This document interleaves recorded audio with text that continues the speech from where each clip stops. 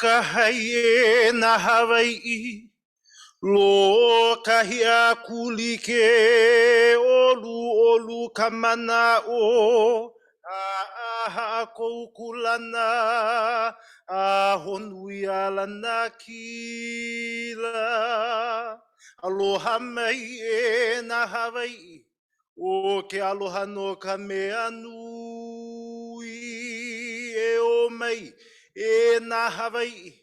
Na pua, na lei, na mamo, ala mai e kalahui, la ula ka ulana, o mai e ka lehu, a aheo oe na Hawaii, ano ai no me ke aloha, aloha e, aloha e. Aloha e. Ano ai me ke aloha ia o ko pakahia paoloa. Aloha. As is customary here in Hawaii, we decided to kick off this conference with an oli aloha, a chant of welcome and blessing. This particular oli, this chant that I shared with you, calls upon its listeners to observe and practice 5 very important Hawaiian values. The first is akahai, or kindness. The second is lokahi, unity. The third being olu, or pleasantness. Ha'aha'a, humility. And ahonui, patience. The person who composed this traditional oli wrote that if you practice all 5 of these values, you display the most important value of all, and that value is aloha. Ano ai me ke aloha ia o ko pakahia paoloa, aloha.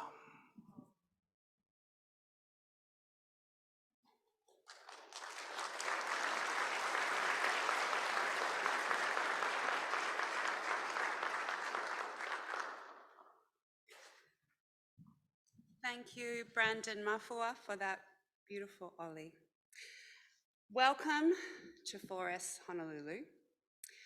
I am Emma Koval. I'm president, that's right, of 4S for just a few more days. And I'm Professor of Anthropology at Deakin University in Melbourne, in Australia. I would like to begin by stating that I am a guest on this Aina, visiting for the purposes of this conference.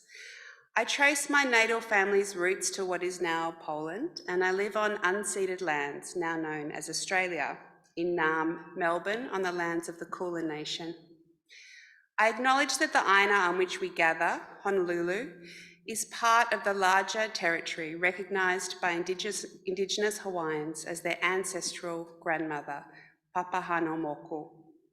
I recognise that Her Majesty Queen Liliuokalani yielded the Hawaiian Kingdom and these territories under duress and protest to the United States to avoid the bloodshed of her people. I further recognise that Hawaii remains an illegally occupied state of America. I recognise that each moment I am in Hawaii, she nourishes and gifts me with the opportunity to breathe her air, eat from her soils, drink from her waters, bathe in her sun, swim in her oceans, be kissed by her rains, and be embraced by her winds. I further recognise that generations of Indigenous Hawaiians and their knowledge systems shaped Hawaii in sustainable ways that allow me to enjoy these gifts today. For this, I am grateful, and as a guest, I seek to support the varied strategies that the Indigenous peoples of Hawaii are using to protect their land and their communities, and I commit to dedicating time and resources to working in solidarity. Mahalo. These words are adapted from those suggested by the conference co-chairs, Aya Hirata Kimura and Grant Jun Otsuki, to acknowledge that we meet on colonised land.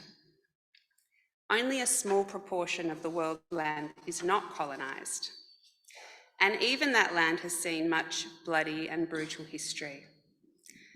A land acknowledgement at an academic conference is surely a small thing that does nothing to address the ongoing oppression of Indigenous dispossession, including environmental destruction wrought by militarism, tourism, the capitalist scene, the plantation scene, and much more. As I've explored in past academic work, such acknowledgements can be seen primarily as an expression of white anti-racist identities. But it is in this swirl of sovereignties, histories, identities, harms, ignorance, knowledge, and hopes that our work takes place. There is no outside view from where the perfect acknowledgement, the perfect critique, much less the perfect conference can be identified. I'm confident only that as a team, we have worked hard to plan Forest Honolulu in a way that shows respect and remains attentive to harms.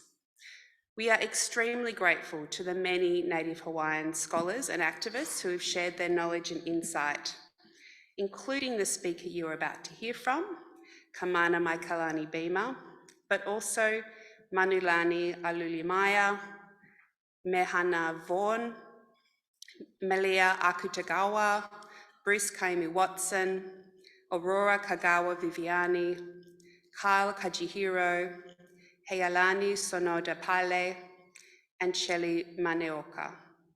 I strongly encourage you to attend all of the plenary sessions and to listen and to learn.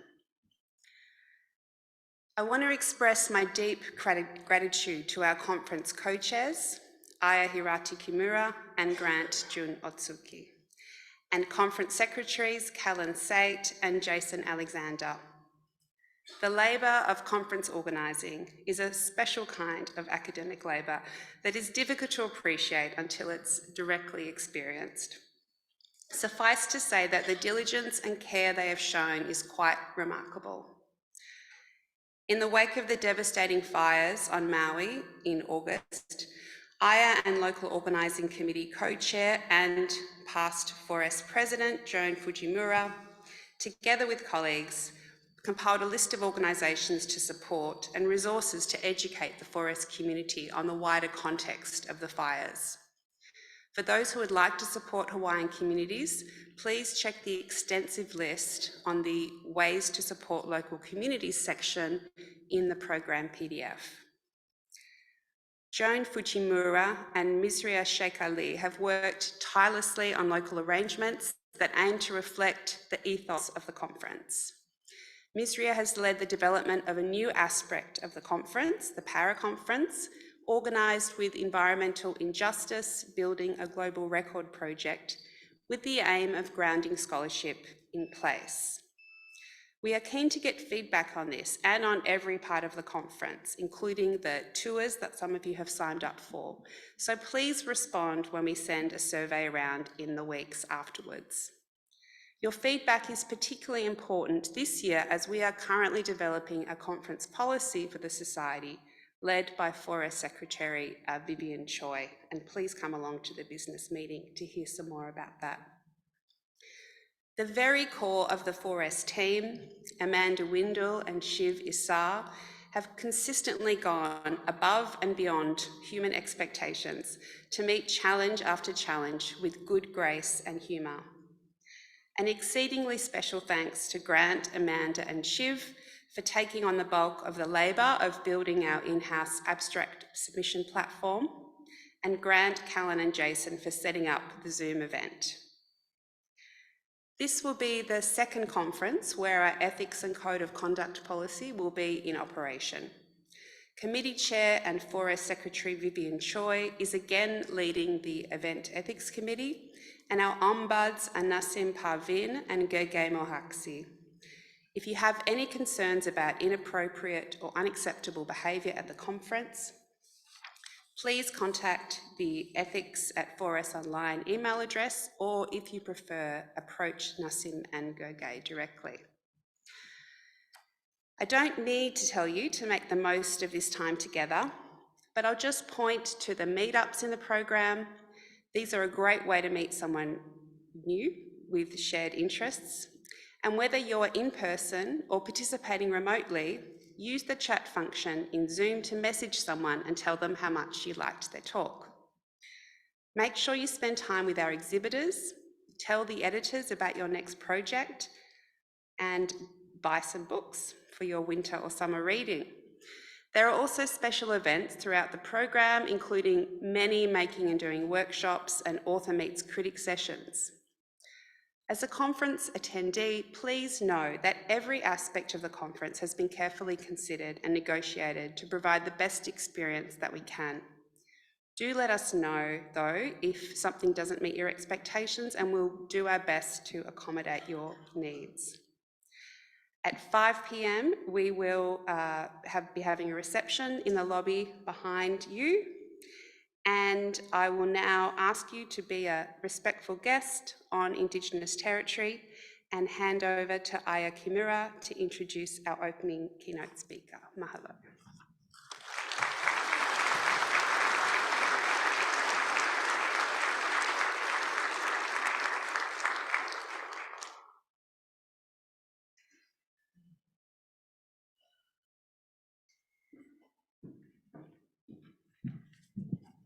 Aloha. So it is my great pleasure to introduce Dr. Kamana Maikalani Beamer as our keynote speaker. I'm particularly honored that he's here with us tonight, as he just had a baby girl 8 days ago, last week, the number 5. So congratulations, Kamana. And thank you so much for being here and taking time out of your very busy schedule. So Dr. Beamer is Dana Naone Ho Endowed Chair in Hawaiian Studies, Literature and Environment at Hawaii Nui Akea School of Hawaiian Knowledge at the University of Hawaii at Manoa. He also has an appointment with the Center for Excellence in Native Hawaiian Law at the university's law school. Dr. Beamer has multiple publications in the study of Aloha Aina and the circular economy. In 2014, Dr. Beamer published No Mako Kamana, Liberating the Nation, which received multiple awards, including the Samuel K. Kamakau Book of the Year Award from the Hawaii Book Publishing Association. Last year, he published Islands and Cultures, How Pacific Islands Provides Path Towards Sustainability from Yale University Press. Outside of academia, Dr. Beamer has been active on the issues of Hawaiian resource management and land governance. He was the president and chief executive officer of the Kohala Center, a nonprofit organization in the island of Hawaii for community-based research and conservation. Dr. Beamer was also a commissioner on the state's Water Resource Management Commission and helped to restore 45 streams across Hawaii. Now, this year's conference theme is Sea, Sky, and Land, Engaging in Solidarity in Endangered Ecologies.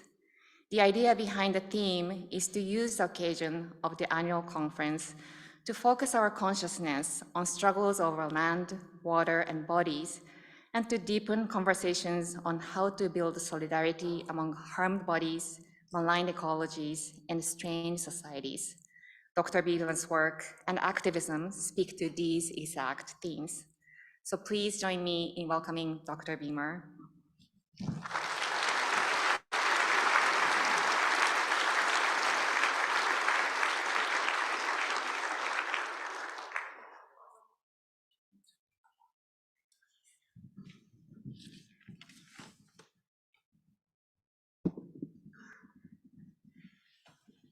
Yes, thank you.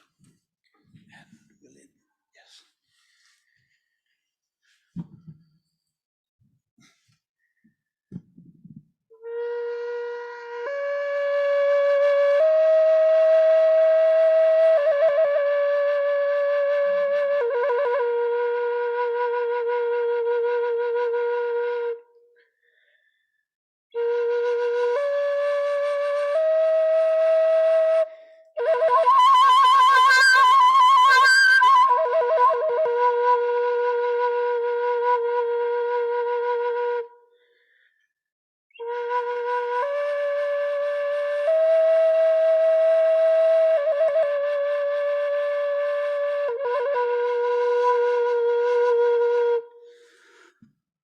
O nauna I tahala me tale hua.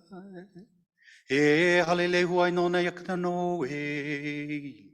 Ta uno I ano I nei, ili anei hoi o tahiti ma.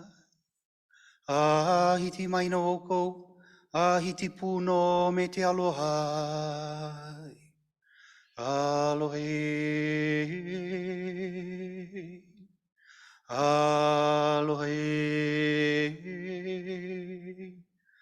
Aloha.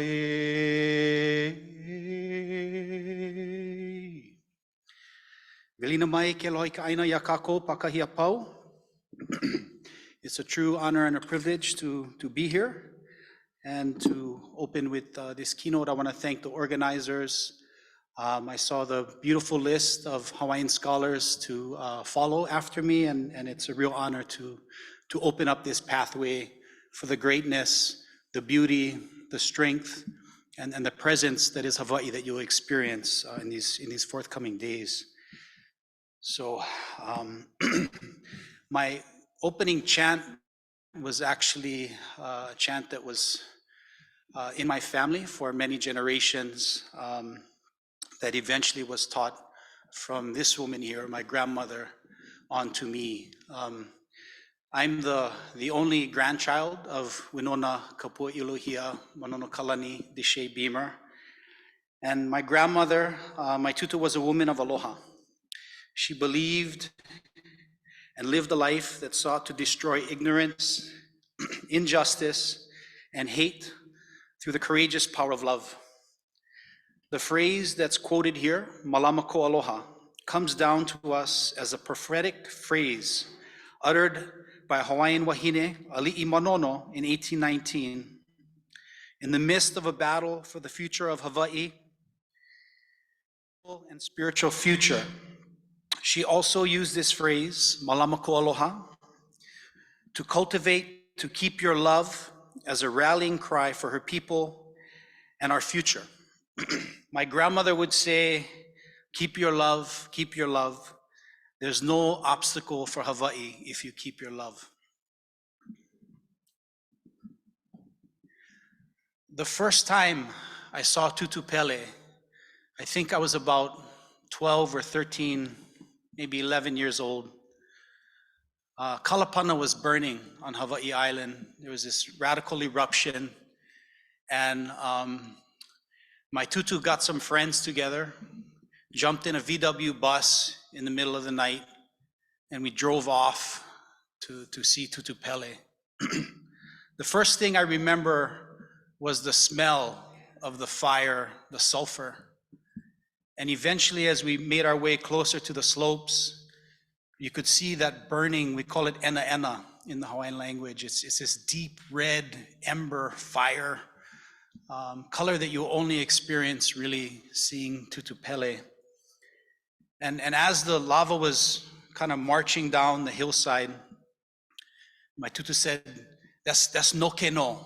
And there's this chant, lapaku kawahine o pele kahiki, o waka e kalani no ke no, o waka e kalani no ke no. And that no ke no, my tutu said, nothing can stop Tutu Pele. Whatever gets in her way, it's hers. And she said, we have to be like the Pele. You have to noke. Yeah, you have to be fearless. Whatever is in front of you, whatever is in front of your path, be like Pele and create something new, carve it out. And so today I'm gonna bring my grandmother into this space. She was an incredible woman, a kumuhula, a teacher, an advocate for keiki her entire life. And excuse me. I haven't slept for 8 days because my daughter's just been born, so excuse me if I'm a little more raw and emotional than I normally am. Although becoming a father has thoroughly turned me into a crybaby is what I've found. This is my youngest of 5, Hi'imaka Kekua Ilohia o Manono, Keli Ikua Aina, Kapali Beamer. And she was just born 8 days ago. She came really early, a couple weeks early. Great surprise. The day before her older sister, who just turned 8, was her birthday. So, but sitting there staring at my daughter and being a father again to a young one, in the midst of all the crises that we're experiencing today, I just realized we're all born vulnerable. The only way we become who we are today, the only way anyone is in this room is like Dr. West said, because someone loved us. Yeah. No matter what our background is, our ethnicities, our political affiliations, preferences, somebody loved us, and that's why we're here. It's amazing when we think of the selfishness, the egos, the war, the greed, the excessive profits, the imperialism, the patriarchy, all these things, when we come into this world, so vulnerable. And we have to remember that love. So these are the values I try to live by and into, and those that I try to pass on to my keiki and my students. And being a keiki of Hawaii, you must learn to persevere, to kamau, because we live in a society that's based on the overthrow and theft of Hawaiian lands and resources. The legacy of injustice against Kanaka continues today, but its roots exist in the concealing of the truth. We have a fantastic history in Hawaii, this period where we had a country, an independent sovereign state. Our people learned to grapple with the outside world and imperialism. There was a whole bunch of creativity. We created music. We created maps that documented our ancestral systems of boundaries and place. And here's a stunning example of that by this brilliant man. His name was S.P. Kalama. He understood intimately the geography of Hawaii just in his mind and through chant. And then he became a map maker, and he started to make some of these creative, amazing maps documenting our place divisions. We also, in this period, took our ancestral traditions and genealogies, the things that I started out speaking of my grandmother and my place because that's so fundamental to who we are as Hawaiians, as Pacific peoples in many ways, Maoli. And in this period, we codified these ancient genealogies and put them to print. There was no written word in Hawaii prior to 1820. And as soon as we got a hold of that, we used them to document our ancestral worldviews and traditions and relationships between people and place. And these became sort of some of the hybrid origins of a Hawaiian national consciousness. Fast forward to 1843 and a whole bunch of political strife between imperial powers and Hawaii, and our ali'i, seeing the colonization that had happened all across the globe, set out on a path to try to achieve political independence, to get Hawaii recognized as an independent sovereign state. And that actually happened in 1843, November 28th. We call it La Ku'uko'a. This was the official joint declaration by the governments of, at that period, the so-called Great Britain and France. And this was something I worked on and found in grad school. So the Hawaiian Kingdom started to develop treaties. We have the Austro-Hungarian Treaty, the Belgian Treaty, the Bremen Treaty, Danish Treaty, French Treaty, German Treaty, British Treaty, Hamburg Treaty, Italian Treaty, Japanese Treaty, Dutch Treaty, Portuguese Treaty, Russian Treaty, Samoan Treaty, Spanish Treaty, Swiss Treaty, Swedish-Norwegian Treaty, and the American Treaty. In 1893, our government was conspired against through the aid of a US minister, and Hawaii suffered from fascist alternative facts long before Trump was president. In 1893, this committee of 13 settlers to the islands, some of them missionary descendants, all of them with business interests in the islands, conspired to overthrow our country with Minister John Stevens and the landing of the USS Boston troops. This was called an act of war by 2 US presidents, and they both apologized, admitted to US unlawful actions. Hawaii became ground zero of a new period of American imperialism, militarism, and expansion, and we remain apologized, yet occupied. People of this time period were incredibly politically astute. You don't develop international negotiations and treaties around the world without that. And our leadership at that time organized to defeat a treaty of annexation. In fact, there were 2 attempts at treaties. Hawaiian nationals mobilized. Dr. Noinoi Silva writes about this if you'd like to learn more. But we defeated 2 successive treaties. Because of the fierce activism and politically astute Kanaka of the 19th century, there is still no treaty of annexation between Hawaii and the United States. However, those who took control of our islands and resources after the overthrow were not merely interested in securing themselves profits in Hawaii's economic future, they were also intent on systematically destroying Hawaii's ancestral economic systems and national consciousness. When I found this quote, I had been working on my PhD for 6-ish years. I had a fellowship, so 6 months, and I was in the archives almost every day. And I just, there's something about being an indigenous person, uncovering your history at the same time as you're trying to liberate your future. And I read this, and I'll be honest, I cried. I sat there and I thought of my great-grandparents. I thought of my grandmother, these people that fought so hard to keep our language and our culture and hula, our traditions, our dignity alive in the face of this monolith. But I realized that they were never successful. And I realized that we're still here. But I'm not here to talk about the past. And I think we're gathered here to discuss our collective future. And I would like to devote the rest of my talk towards Hawaii and our world's future. When I was a kid, I envisioned the decade of 2020 would be utopian. I'm pretty sure many of the keiki, or children from my generation, might have predicted some kind of place that included the Jeffersons with flying cars, the emergence of a global society to love and peace in the likeness of the lyrics of John Lennon's Imagine, and enough fish, poi, and free pickled mango to go around for us all.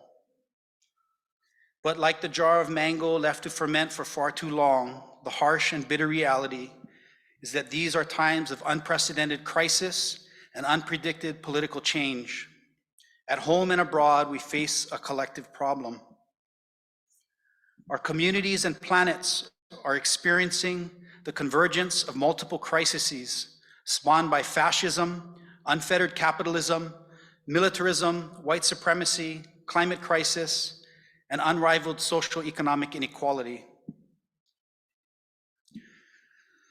So-called progress and the linear capitalist economy, whose roots began in imperialism, slavery, patriarchy, and the gross conversion of the vast resources and life-giving ecosystems of Mother Earth into capital, empowered demigods who championed the promise and progress of the plantations, who stole water from streams to line the pockets of the few at the expense of our ancestral food systems, ecosystems, and social economic structures.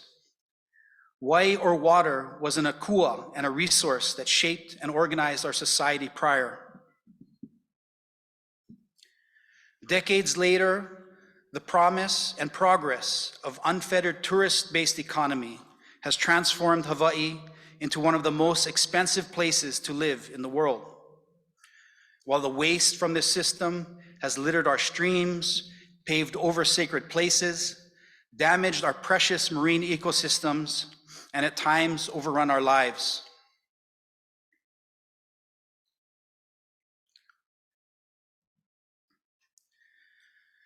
The US military in Hawaii continues to be treated as a critical economic driver for Hawaii's economy. And I hope we'll be able to hear this sound from this brief video that provides some additional context for the US military in Hawaii. I'm gonna go ahead and give it a try, and hopefully we can get the sound.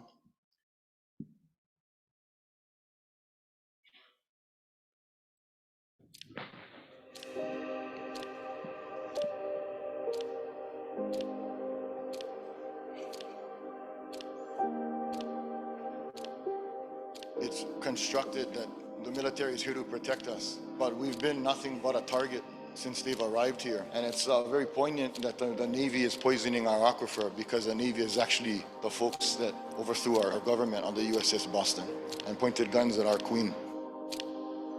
In 1965, the Navy decided to use this portion of the southwest coast of Kaho'olawe to test the effects of a simulated atomic bomb. We saw this crater, and it was like, couldn't believe our eyes that somebody, a bomb could do that. When I went there, I cried. Every time I go there, I tear up. There's this ship called the USS Arizona still leaking oil to this day. And the only reason why the United States military doesn't want to stop the oil leaking is because they want to commemorate it as a historical event that'll live on forever. So them continuing to poison our waters is something that they do to be patriotic towards the occupation of Hawaii. The US Navy have been poisoning the waters not just in Red Hill, but also the waters of Pu'uloa. The reason that it was called Pearl Harbor to begin with is because it was plentiful with pearl oysters and fish, and now it is home to 6 Superfund sites. They actually had to narrow it down from several dozen contaminated sites because of the military presence there. What was once one of the most abundant areas on the island is now one of the most contaminated sites on the planet. At least 1,500 other families in Honolulu started seeing fuel in their water about 2 weeks ago. According to the Navy, the fuel came from the Red Hill Fuel Facility, which was built during World War II. That leaky fuel facility sits only 100 feet over a major aquifer that supplies water to Honolulu. There is still at least 180 million gallons of fuel in those tanks right now that are supposed to be removed. They're supposed to have a plan in place by February 2nd. These tanks are in their end-of-life phase. Along a certain time horizon, there's a 100% chance that there will be a catastrophic failure. It would basically spell out the end of clean water and a way of life on Oahu as we know it. There's a video produced by my comrades at the Oahu Water Protectors. While I believe that the enlightenment of any society is best measured by its relationship with water, how does a society treat and care for the most essential element of our life? The plantation, the military, and the tourist-based economy produce surplus and excess for a few, while vastly altering our ancestral landscapes, damaging our waters and food systems, and the health and well-being of Kanaka. Bombing lands and polluting waters, diverting fresh streams for profit, and subsequently leaving behind desert, where there once was a wetland. The plantation, the military, and unfettered tourist economies reshaped Hawaii's relationship with water, creating tinderboxes like Lahaina to be fodder for catastrophe. This is an image, my tutu's house that I started out this talk with. She ended up spending the last days of her life in Lahaina at the home my uncle still lives in. And thankfully for our family, our home was saved and we were saved. But I got a text from my uncle in the middle of the night.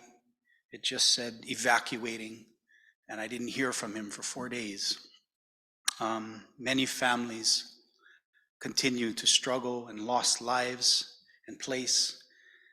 It was an incredible, despicable disaster capitalists that were trying to get people to sell their properties.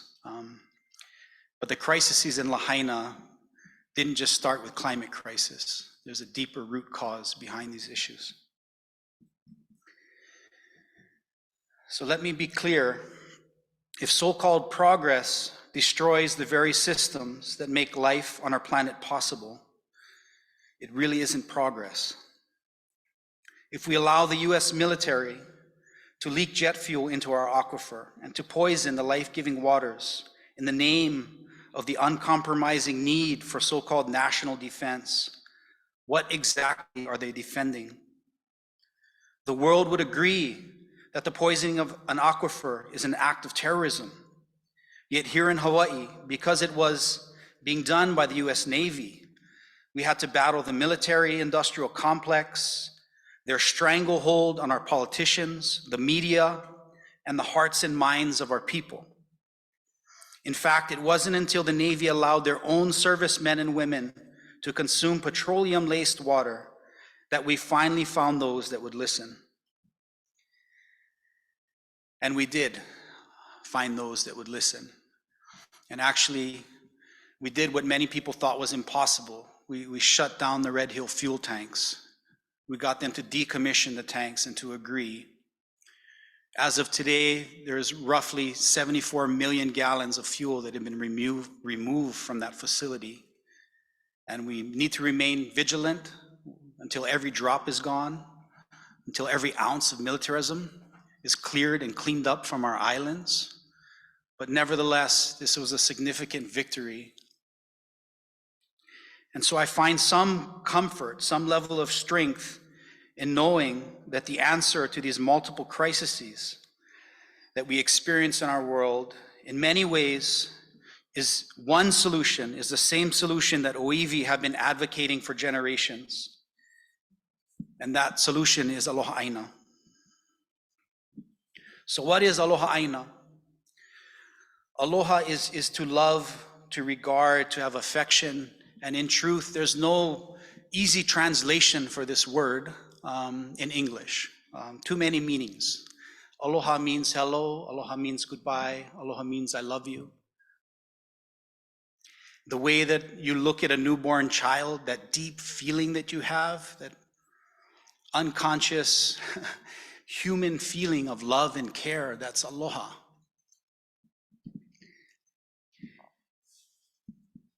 And that's the same feeling we attach to Aina. And so let's break down this word Aina. Ai is to eat, to consume. Na makes it sort of a noun. And so Aina is literally that which feeds. You'll often see it translated as land. But if there's anything that you take from this keynote, Aina doesn't equal land. When we say land, we think of boundaries, we think of property, we think of exclusionary access and territoriality. We don't think of that which feeds.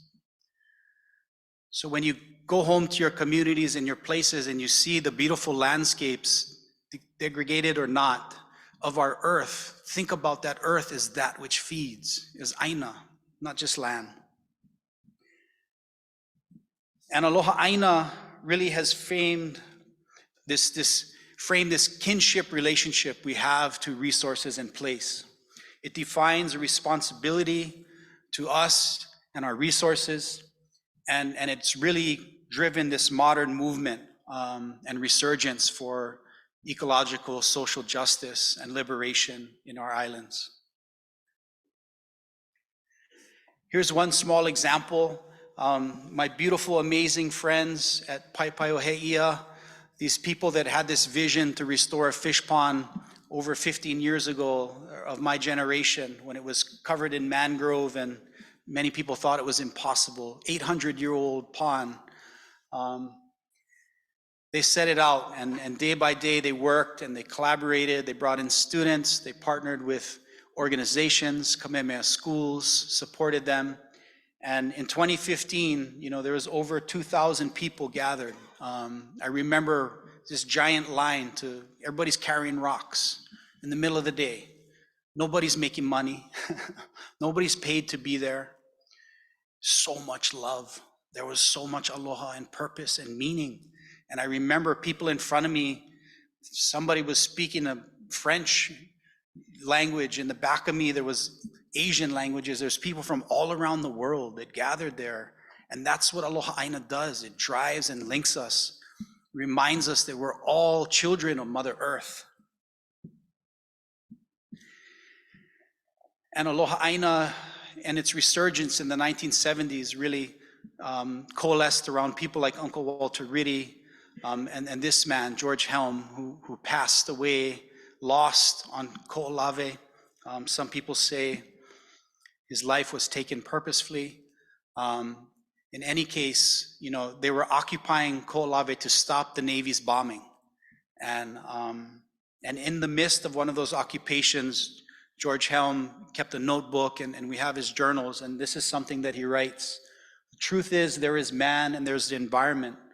One does not supersede the other. The breath of man, the breath of Papa, the earth. Man is merely the caretaker of the land that maintains his life and nourishes his soul. Therefore, Aina is sacred.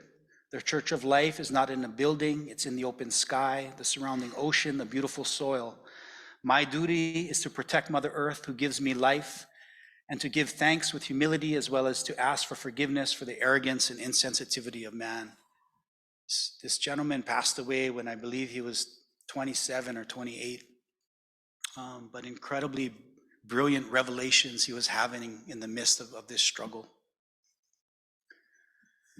So Aloha Aina and this philosophy, this relationship really helped our ancestors to set up this coevolution with landscape and these social ecological systems that maximize ecosystem services and abundance of key resource species.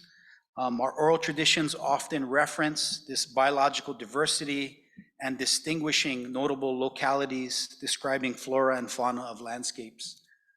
So this system was incredibly productive and place-based for our islands. And while you're here, I'm sure you'll hear about the Ahupua'a and Aloha Aina from our other keynotes.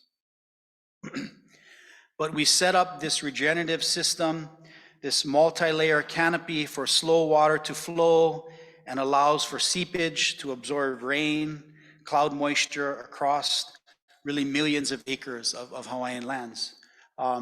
And we set up them in a regenerative way. We could have diverted all the water out of streams and just said, you know, it's for men, but we didn't. We took care of the streams and the ecosystems, and we tried to mimic the water system and that relationship between nature, which is about delivering nutrients and cycles.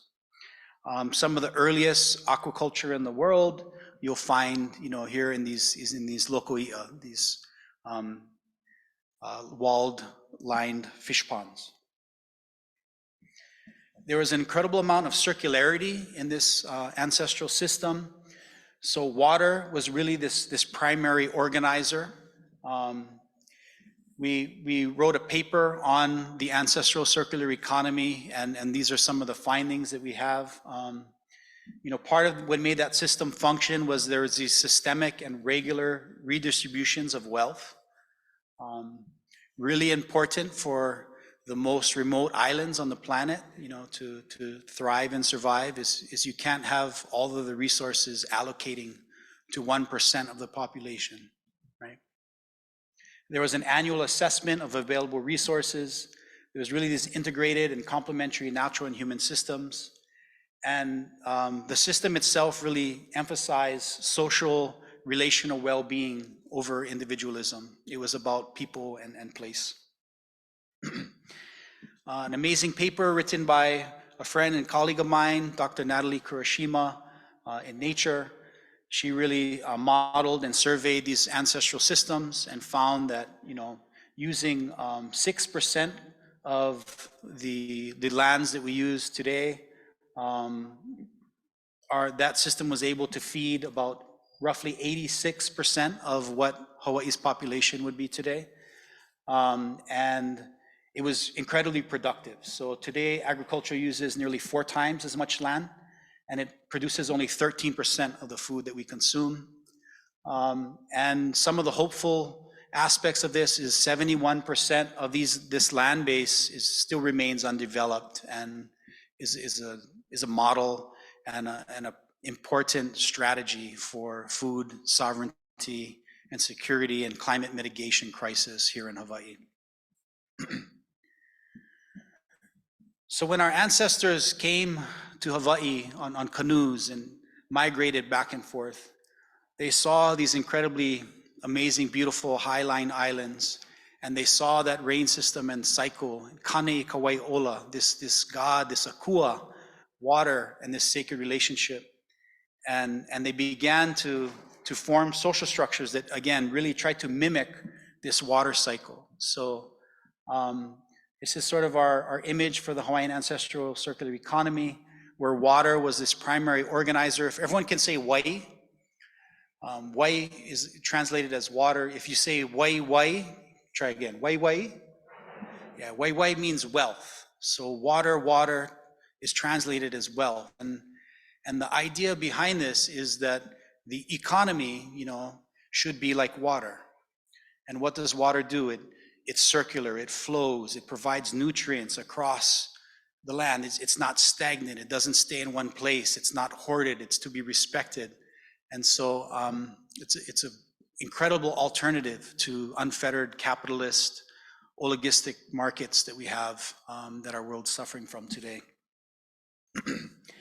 And again, the principles that we find in this Hawaiian ancestral circular economy, relationship building, you needed to have these balanced systems of governance. So I'm going to talk about being on the Hawaii State Water Commission, where roughly 7 people make decisions for all the waters in Hawaii.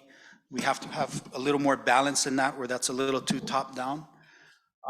Again, what made it productive is the systemic and regular redistributions of wealth and power. It promoted regenerative social ecological processes. And this one's super important, is environmental kinship. Some of my scientific friends may have challenges with this, and I get it, but Earth is alive. We're all children of the Earth. And we have to think about, when you see resource as ancestor, you make better decisions in terms of care. And this is a really important point, I think, for the future of our world and islands.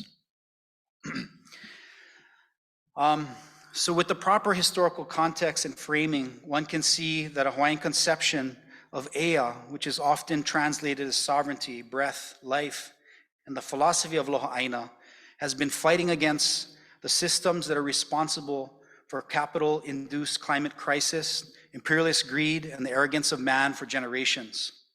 Perhaps not everyone in Hawaii has joined us, but every time an Aloha Aina stood up to try to stop an island or a piece of Aina from being bombed, restored a lo'i, an ancestral garden or system, or a fish pond, or resisted another hotel being built over the bones of our ancestors, we were essentially fighting against the capitalist philosophies of endless development and consumption that has brought our planet to the brink of extinction.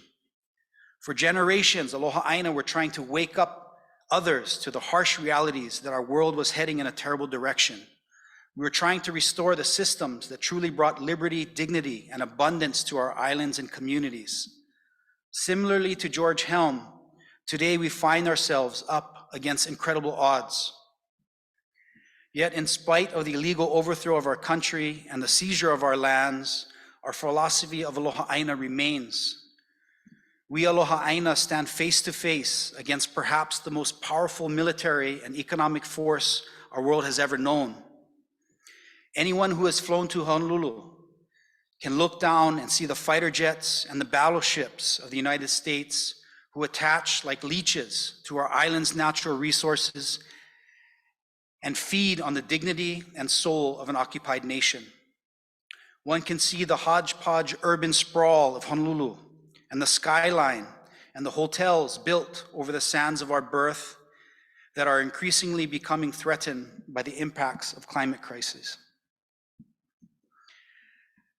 I spent 8 years on Hawaii's Water Resource Management Commission, and the strategies for liberation to me have to be multi-pronged. We have to write, we have to educate, we have to speak the truth to power. We have to put ourselves in uncomfortable situations where sometimes we're infiltrating tainted, imperfect, imperialistic systems that were never built to serve us and our people, and try to gut them out from the inside out. And this was tremendously difficult work. It was compromising, it wasn't easy, but we did some good things in restoring some of Hawaii's streams. And we failed, however, to stop the Red Hill leak in 2021. In 2013, when I first got on the commission, there was a large spill, 27,000 gallons. And I spent 8 years questioning the military, with them looking me in the eyes saying, this will never happen again. We have the most up-to-date systems and monitoring We would never poison our own servicemen and women. Are you crazy? We would never do that. We drink the same water as you. And it all happened in 2021. Complete lies. And after the military tried to tell us that we needed the Red Hill system, it was absolutely vital for national security. It was one of the most pivotal, state-of-art facilities on the planet. And in about 3 to 5 months' time, they went from that to saying, it's so broken and dilapidated, we can't even drain the fuel. The amount of lies and untruth is entirely incredible, unacceptable. The fact that politicians stood session after session and refused to close the facility, unacceptable. And I'm not taking on individuals, but I'm talking about the power of the military-industrial complex. The way that it takes good people and it turns them into cowards, shakes up their souls and keeps them from speaking the truth. And we have to fight that. We have to stop that for the future of Hawaii and our islands. So when we talk about climate crisis, you're going to hear about suburbans. Lately, there's a big debate over gas stoves.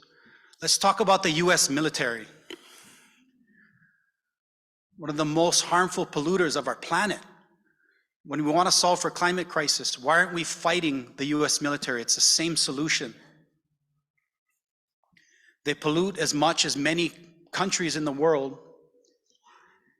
And here in Hawaii, we need to stop the bombing on Pohakuloa, stop the bombings in Palestine, realize that the military force that's training here is the same one that's destroying people in other places right now.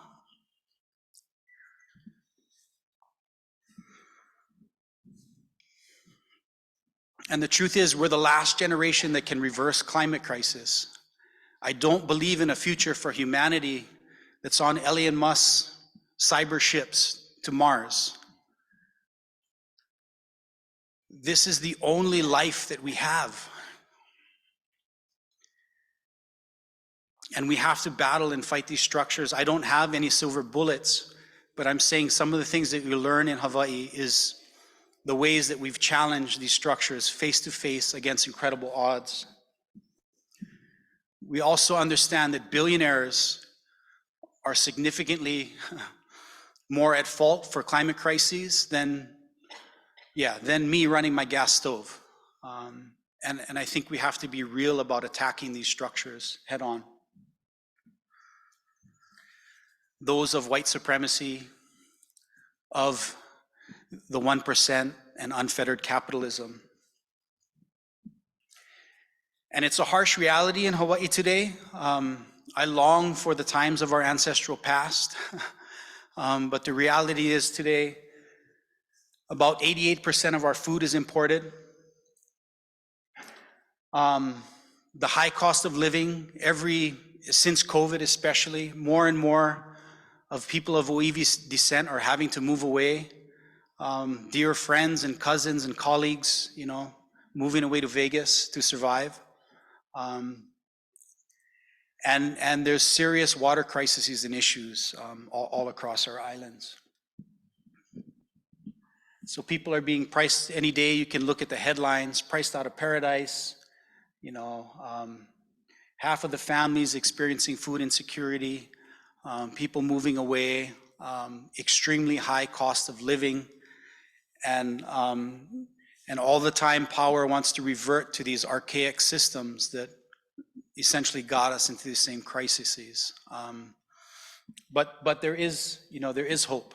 And you'll see Aloha Aina as justice, and you'll learn about these community-based subsistent fishing areas across Hawaii where, kind of contrary to Anglo conservation, keeping people out isn't always the best solution.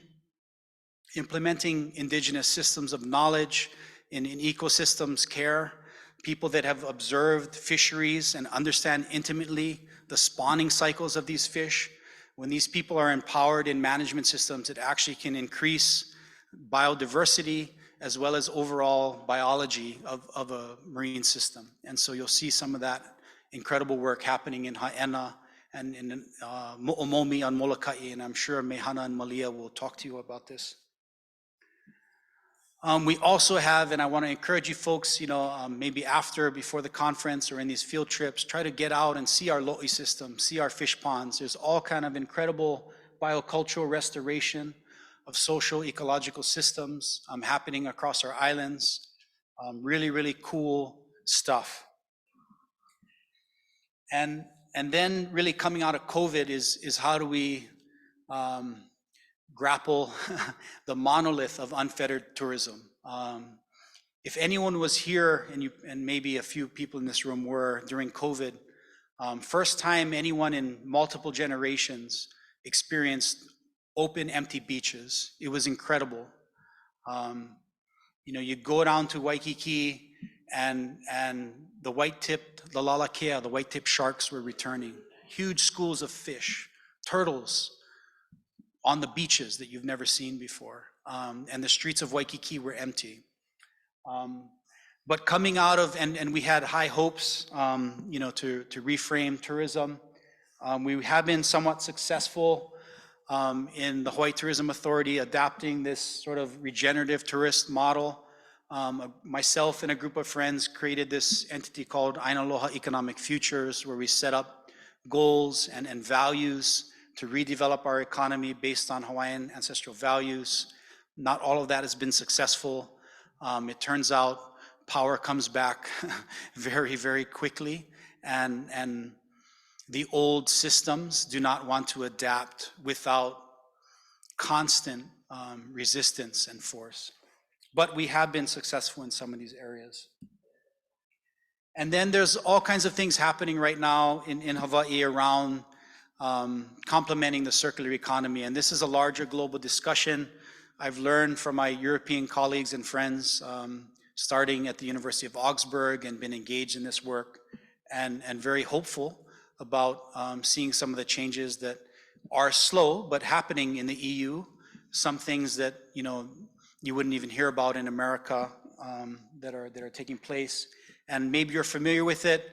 It's really circular economy is sort of a critique on the linear economy. So instead of take, make, waste, we're trying to, here in Hawaii, rethink that and be regenerative. Think about give, take, regenerate. Ancestrally, when we fished reefs, the first thing our people would do is feed the reefs. We would take the food waste from sweet potatoes and kalo, and in places that they were connected to these areas, they would actually feed the fish, give, and then tame the fish and be able to collect them in nets. And so this idea of give, take, regenerate is an important metaphor and model. We're also collaborating with Kate Rayworth, incredible speaker and thought leader in designing new economies. She has a model called Donut Economics. It's actively being engaged in places like, actually, I think you guys are in Amsterdam at the next conference, and they've adapted this donut economics model there, for instance. And so we've been collaborating a lot with Kate Rayworth as well on these issues. And ultimately, it's really about Aloha Aina is our framework. Aloha Aina is what has fed us. Aloha Aina is what has given, people with no arms and military the courage to look the US Navy in the eye and say, stop bombing our islands. Stop poisoning our waters. Stop telling us lies. And so this philosophy of Aloha Aina is something we want to always stay embedded in and bring the best practices from around the world to solve the solutions that we have, that we need to have for Hawaii today. And so Aloha Aina challenges us to see the Aina as kin.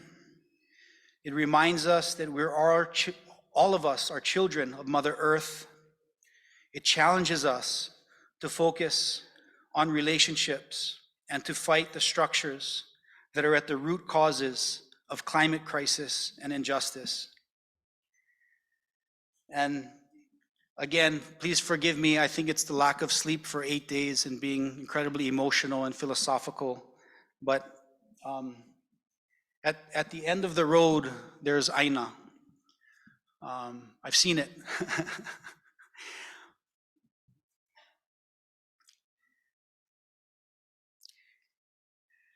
And I want to say, you know, at least for me, Aloha Aina, one of my friends says it in the best way. You know, he said, look, Aina is our grandmother. And if you care for my grandmother, you love her, then we're family. And so Aloha Aina isn't about an ethnic idea. It's about caring and loving for our place and our planet. And we need courageous actors. We need new ideas and innovations to happen in Hawaii and across the world together. And Aloha Aina has enabled us, you know, to create these kinds of relationships. So I want to ask, you know, while you are here in Hawaii, to try to experience Aloha Aina, get out of your comfort zone, and Hawaii can change people. And try to learn a little bit from this place and know that we're open, and at least in my lab, you know, wanting to collaborate to solve on these issues. Again, we've just been blessed to have incredible relationships and want to develop more here for our islands and for Hawaii. So in closing, just please remember, land is actually Aina, is that which feeds us. And forgive my audacity, but I'm gonna assert that we're all a child of Mother Earth, and we're in this together. So happy to stay in contact, and mahalo nui for your time and this tremendous privilege and honor. Aloha nui.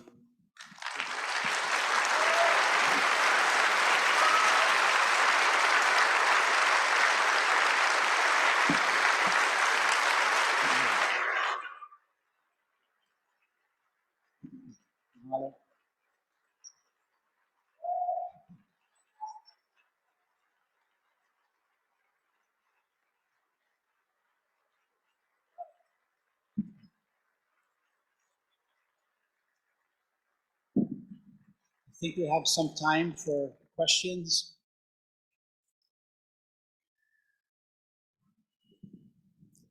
Hello, Kamana. I think we have a couple minutes to take a couple of questions. I think we would like to maybe get 3 or so questions. I think we have volunteers at the microphone, and so if you raise your hand, they can come to you. And if you are willing, you can introduce yourself and then ask the question.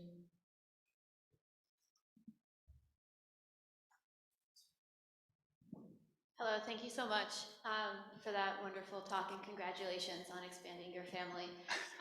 My name is Gabrielle Robbins. I'm a postdoc at Johns Hopkins. I work in Madagascar, where, you know, Madagascar was also settled by waves of Austronesian migration. In Malagasy, mi aina is to breathe, aina is breath, and I wanted to point that out and then ask, and these sort of efforts for circular economies, for rethinking the relationship between accumulation, resources, et cetera, are there projects that sort of link together Hawaiian sort of like resource circulation or Hawaiian projects with sort of solidarity with, for example, African communities, other indigenous communities outside of the US, et cetera, that may be happening at the University of Hawaii or that you know of? This is, you know, personally important. I work on environmental degradation and climate change in Madagascar, and especially given the sort of links between very expansive sort of Pacific Indian Ocean communities. I'm just curious how those sort of ancestral ties can also be revitalized. Sure. Yes. Thank you. No, mahalo for that. Let me get other questions. Yes. If there are any. I think there is. Hey, first of all, thank you so much. I'm Ludwig from Germany. I work in future studies, environmental futures. We talk a lot about expanding our knowledge base to arrive at different images of the future that would guide different actions towards more desirable states. So that resonates a lot with your talk. Oh, I should stand up. I'm sorry. Here I am. So what comes to mind when expanding the base, the knowledge base of future studies is obviously indigenous ways of knowing, indigenous methods, and it's a very sensitive topic when coming from a Western background, training, cultural situatedness. So what would you, I don't know, tell Western-based researchers when they want to reach out to indigenous communities to embrace that way of knowledge making? Maybe some do's and don'ts stuff. Mahalo. Thank you so much. Thank you. If there are no other questions, maybe Kamana, you can make a response. Sure, yes. So, mahalo. So yes, the first one on solidarity and linking between Pacific peoples and indigenous peoples across the world is really, really important and poignant right now. You know, we do struggle, especially in the Pacific, being, you know, still carved up in many ways by imperial powers and colonizers. You know, I speak the English, my cousins are speaking French in Tahiti, so on and so forth. And there are real challenges and struggles there.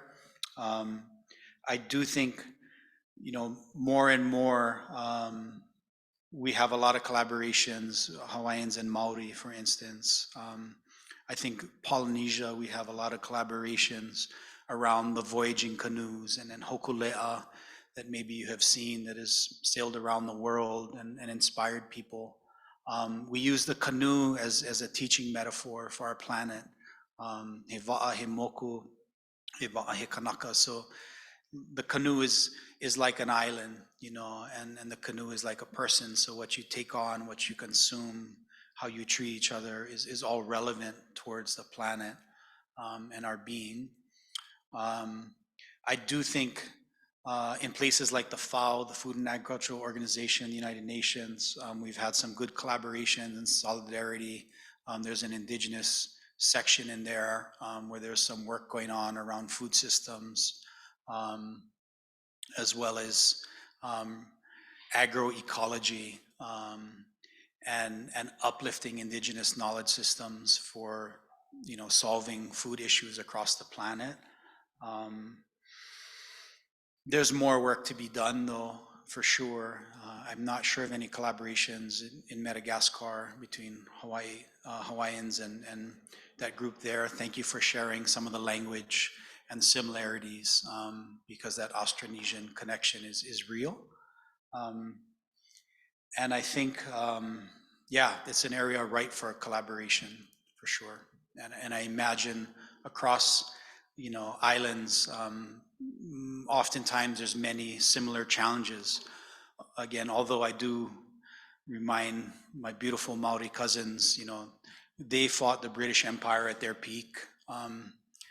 And, you know, today Hawaiians are fighting an empire that's at its peak. And so our struggles in many ways can be different as well.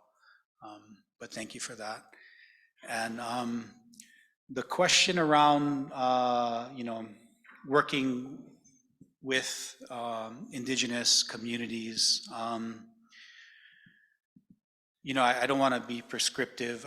The best way is to be someone that cares for other people and places, a seen and known face. There's a great book called Decolonizing Methodologies by Linda Tuhiwai Smith that I would highly recommend, that you look into and read and understand how science has been extractive and imperialist for many indigenous peoples, and you might understand some of that skepticism. And I think, you know, showing up. So like I mentioned that fish pond, a couple thousand people carrying rocks. When we can connect on levels of being human And there's some real mindfulness meditation involved in passing stones in a line of 2,000 people that connects and breaks down barriers. So I would recommend trying to find ways to give to communities before thinking about, how to partner into their knowledge systems. And another important thing is to uplift the intellectual power of these individual communities and understand that many of these communities, like Aloha Aina, have been advocating and fighting for a better future for our world. And I think all across in some of our publications on circular economies, we talk about that the European continent can't solve for circular economies without engaging and learning from the indigenous world. And that's really, really important. So mahalo for your question.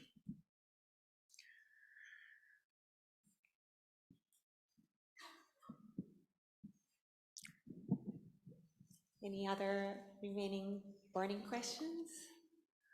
Or I think it's 5 o'clock, so I think we are set for a reception right outside of the door. And hopefully we can carry on the conversation, but I just wanted to thank our keynote speaker, Dr. Beamer, for a wonderful message for our house. Mahalo.